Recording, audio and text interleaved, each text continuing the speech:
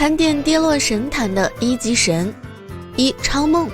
超梦是宝可梦里最早的一级神，也是最吃亏的一级神之一，因为诞生在最初设定不完善的初代中。超梦起初就被认为是最强的宝可梦，在那时恶系和幽灵系也不像现在一样克制超能系，而能够克制超能系的也就只有毫不起眼的虫系，所以在当时超能系基本没什么天敌。在之后不少神兽都有了专属招式，超梦也是极其难得的，在后期加上了威力不错且满命中的精神击破。可是联想到超能系比虫系强不上太多的打击面，这个加强只能说缓解了超梦定位的尴尬，毕竟它的特性可以说是垃圾中的垃圾。不过等到超进化出现后，超梦又一次从下水道爬了出来，虽然比不上喷火龙和称霸的代兽，但双形态还是挺受人喜欢的了。可随着神兽越来越多，加上超进化逐渐被替代，超梦又重新跌落神坛，甚至到了现在连2级神都比不上，真的太惨了。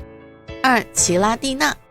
奇拉蒂娜是4代3龙神的老大，在剧场版中他曾暴揍过时间神蒂亚卢卡，而蒂亚卢卡又能小赢帕鲁奇亚，所以说奇拉蒂娜在他们当中无疑是最强的存在。可设定毕竟是设定，实际上奇拉蒂娜远没有看到的那么厉害，即便是有始源形态和别种形态，奇拉蒂娜也因为种族分配没有点太多到输出上，导致大部分时候它都只能作为肉盾存在，加上它弱点很多，在多神的情况下，即便是它也很难顶得住，在这点上2个小弟的属性可就比它优秀不少了。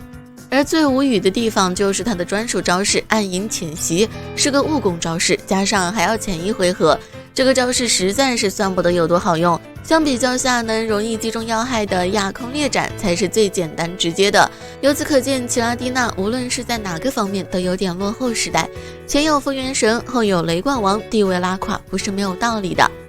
3、吉格尔德。吉格尔德无论是在动画还是游戏里都是牌面拉满的宝可梦，动画中他就像个隐藏高手那样待在小智身边扮猪吃老虎，等到危机时候才会变身出来救个场，而到最后对付弗拉达利的时候，他更是直接变成高达形态，以卡洛斯最强宝可梦的身份终结了这次世界毁灭的危机。而到了游戏里，吉格尔德不仅有3个形态，就连种族值也直接达到了708点，远超大部分一级神。可控有这么高的种族，吉格尔德却只能和奇拉蒂娜一样当个肉盾，输出不行就算了，在变成高达后速度还会降低。比较搞笑的是，和它同属性的利奥露莎在超进化后也是会降低速度，加上地面系龙系是4倍弱冰系，即便是它血量很多，那也很难顶得住神兽的冰系招式。而且它专属招式虽然多，但能用的其实也就只有千剑齐发。可即便是这样，它的高达界面还是有着不少优势。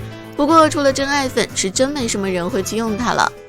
4、奈克洛兹玛。奈克洛兹玛前面的几只神兽一样都是作为第3神而出现的，而通常第3神的设定也都是强的夸张，其中奈克洛兹玛又是里面的佼佼者，毕竟它的完全体可是动画里能够复苏一个世界的光辉大神究极奈克洛兹玛。从动画里就能看出，奈克洛兹玛具有强行吞噬日神索尔加雷欧和月神露奈雅拉的力量，可是到游戏里，奈克洛兹玛就有点拖后腿了，尤其是在合体变成2种不同的形态后，还不如普通的月神和日神，毕竟它的特性棱镜装甲是真的比不上金属防护和幻影防守，尤其是在威吓多如狗灰马遍地走的时代，奈克洛兹玛简直就是万人嫌的宝可梦，没人用也在预料之内。好了，以上就是本期视频所有内容了，那么你们喜欢这些神兽吗？